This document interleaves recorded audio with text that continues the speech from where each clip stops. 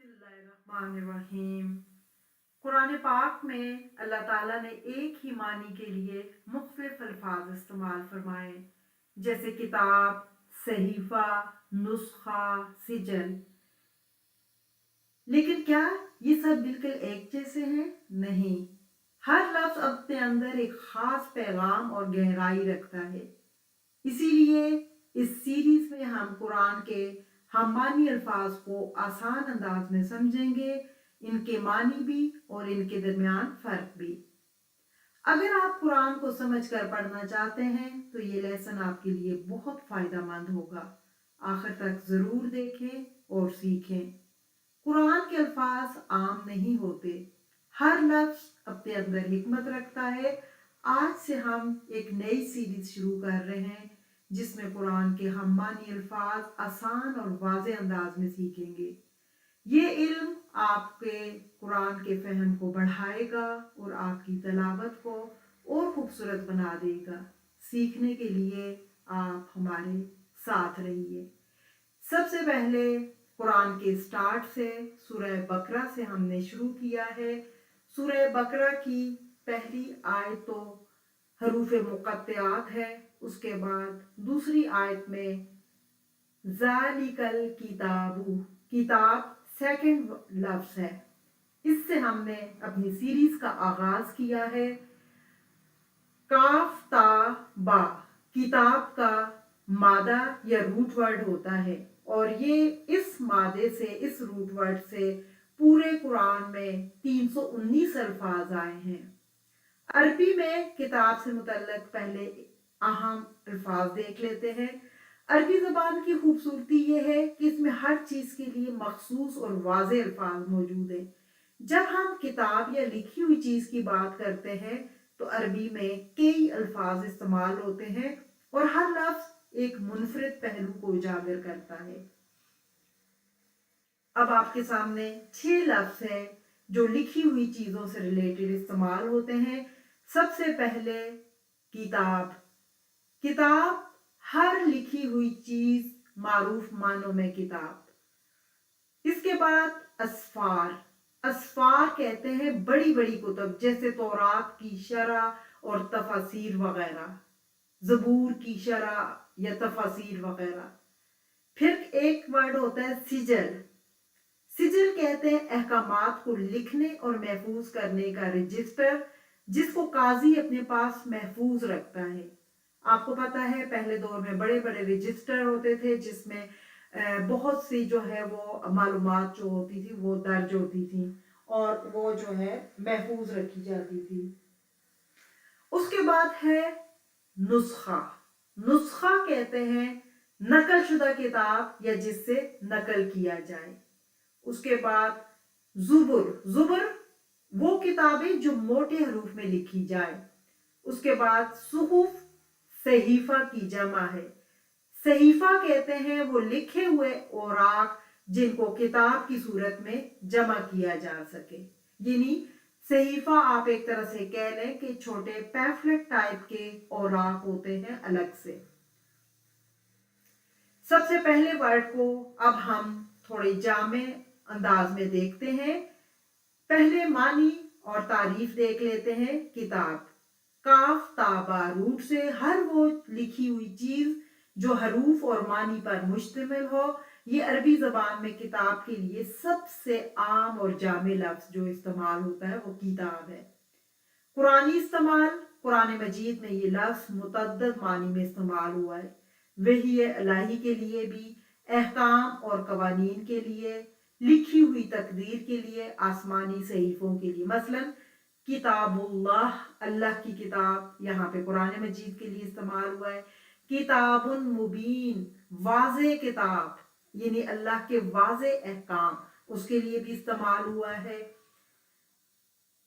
उसके बाद हम देखते हैं जैसे हर लिखी हुई चीज, चिट्ठी जिसे आप कह रहे खत, आमाल नामे, और मारूफ मानों में किताब, इसकी जमा कुतुब है। मसलन कुरान करीम में है इज़हब बि किताबी हाजा, मेरी ये चिट्ठी ले आओ या मेरी ये किताब ले आओ।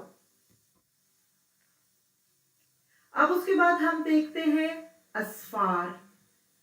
اسفار کہتے ہیں علمی مجموعے اور بڑی بڑی کتابیں. اسفار لفظ صفر کی جمع ہے اور یہ بڑی بڑی کتابوں ضخیم دفاتر سے موجود، یہاں پہ آفیسز نہیں ہے، دفتر رجسٹر کو کہتے ہیں عربی میں. ضخیم کہتے ہیں بہت ہیوی موٹے والے، یعنی بہت زیادہ پیجز جس کے ہوتے ہیں. ضخیم دفاتر یعنی رجسٹر اور کتابوں کے مجموعوں کے لیے استعمال ہوتا ہے. یہ لفظ خاص طور پر ان کتابوں کے لیے بولا جاتا ہے جن میں تفصیلی تشریحات، علمی ذخیرے اور وسیع معلومات موجود ہو. تفصیلی مواد، وسیع اور جامع علمی مواد پر مشتمل اسفار. اور کتب خانوں میں محفوظ قیمتی جو مجموعے اکثر آپ نے دیکھے ہوں گے، بہت جو نادر قسم کے مجموعے ہوتے ہیں، اس کو کہتے ہیں. قرآن پاک میں اس کا روٹ ہوتا ہے سین فے رے. قرآن پاک میں اس روٹ سے پورے قرآن میں 12 الفاظ آئے ہیں. اب قرآن میں دیکھ لیتے ہیں کمثل الحمار یحمل اسفارا، یعنی وہ لوگ جو قرآن پہ عمل نہیں کرتے اور صرف ویسے وہ اگر پڑھ لیتے تو ان کی مثال، یا وہ کتابیں پہلی آسمانی کتابیں جنہوں نے ان کو رکھ دیا اور اگر اس پہ عمل نہ کریں، اس کو سمجھے نہیں، تو ان کی مثال گدھے کی سی ہے جس کے اوپر کتابوں کا بوجھ لاد دیا جائے. اس کے بعد ہم دیکھتے ہیں اسفار، تھوڑی سی اس کی تعریف دیکھتے ہیں. اسفار جمع ہے صفر کی. صفر معنی بڑی کتاب، اجزائے تورات میں سے ایک جز. اور صفر بامانی کھولنا یعنی کسی چیز کو بے نقاب کرنا، اور صفر بامانی ایسی کتاب جو حقائق کو بے نقاب کرنے والی ہو. تورات کی بڑی بڑی شروع اور تفاسیر، مثلا قرآن کریم میں ہے یحملوها کمثل الحمار یحمل اسفارا. جن لوگوں پر تورات کے احکام کی تعمیل کی ذمہ داری ڈالی گئی، پھر انہوں نے اس بوجھ کو نہ اٹھایا تو ان کی مثال اس گدھے کی سی ہے جس پر بڑی بڑی کتابیں لدی ہوں. یعنی گدھا جیسے بوجھ اٹھا لے، اس پہ کتابیں لاد دینے سے وہ ماسٹر یا ایم ایس سی نہیں کر لیتا. سیم ایسے ہی ان کے بارے میں بھی ہے.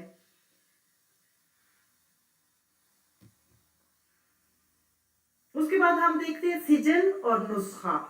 سجل کہتے ہیں ریکارڈ جو بڑے بڑے رجسٹر ہوتے ہیں، اور نسخہ کہتے ہیں نقل شدہ.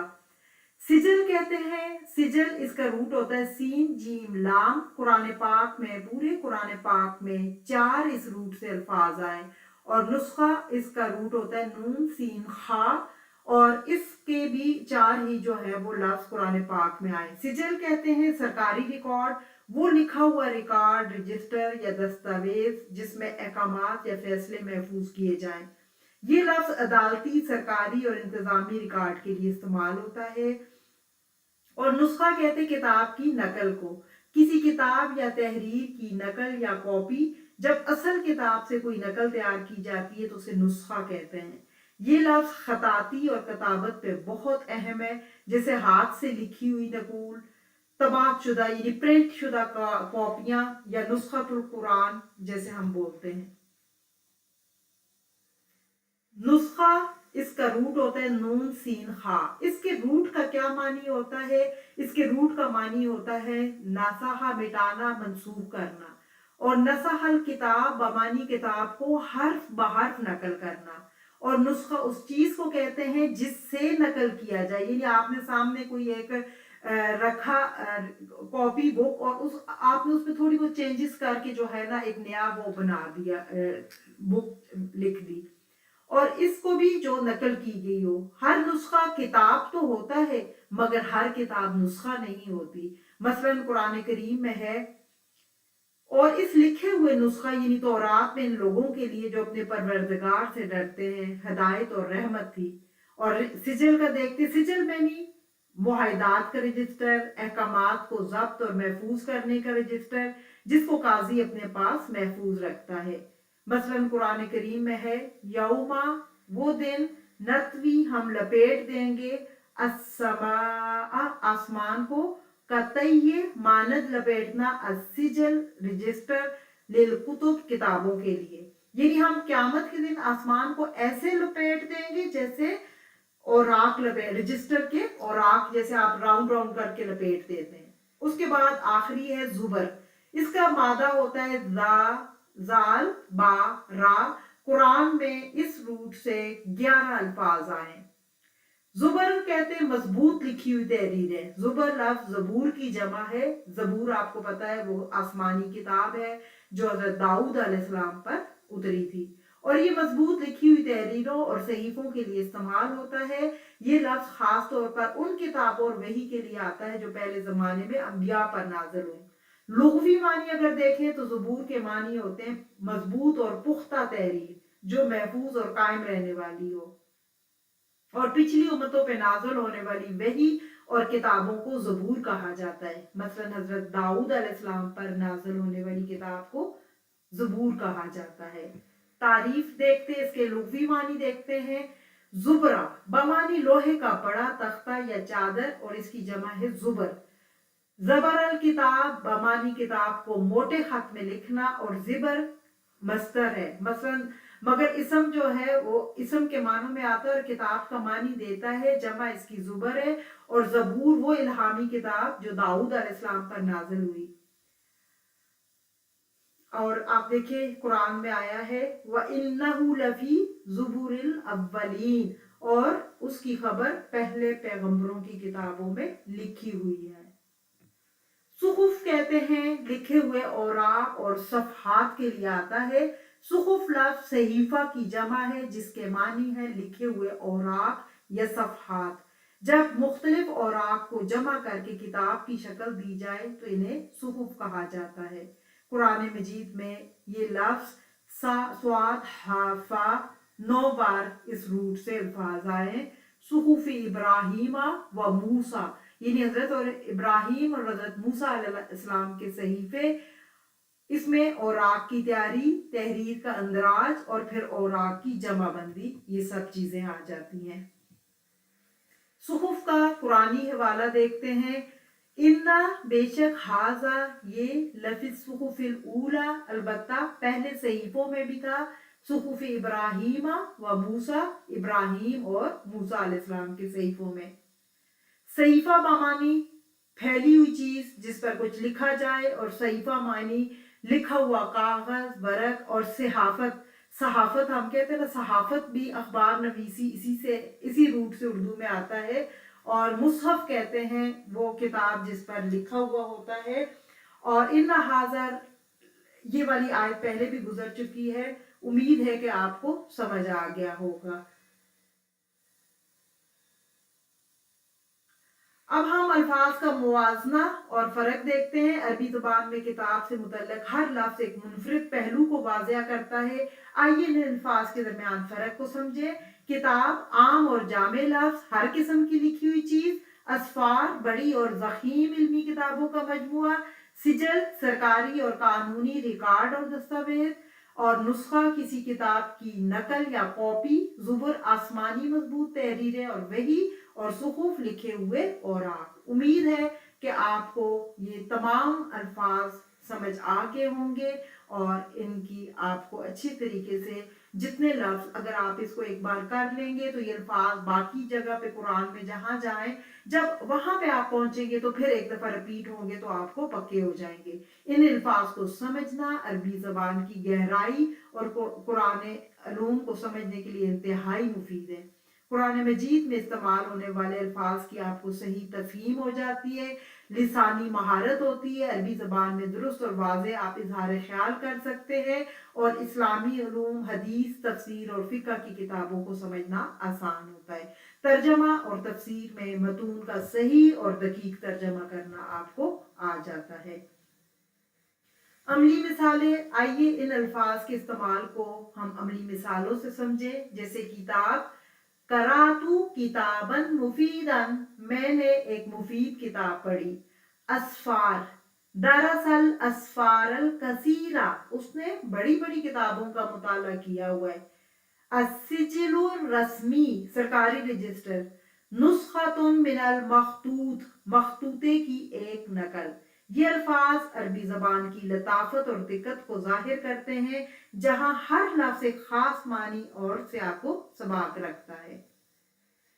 याद रखें, عربی زبان میں کتاب کے لیے مختلف الفاظ استعمال ہوئے ہیں اور ہر لفظ لکھی ہوئی چیز ہی کے ایک خاص پہلو کو واضح کرتا ہے.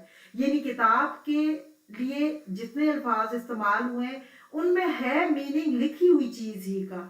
اس سے ہمیں پتہ چلتا ہے کہ عربی زبان میں لفظی تنوع ہے. عربی میں ہر لفظ ایک منفرد پہلو کو بیان کرتا ہے. یہ الفاظ قرآن مجید میں مختلف سیاق میں آئے اور ان الفاظ کا علم عربی زبان جاننے کے لیے بہت ضروری ہے.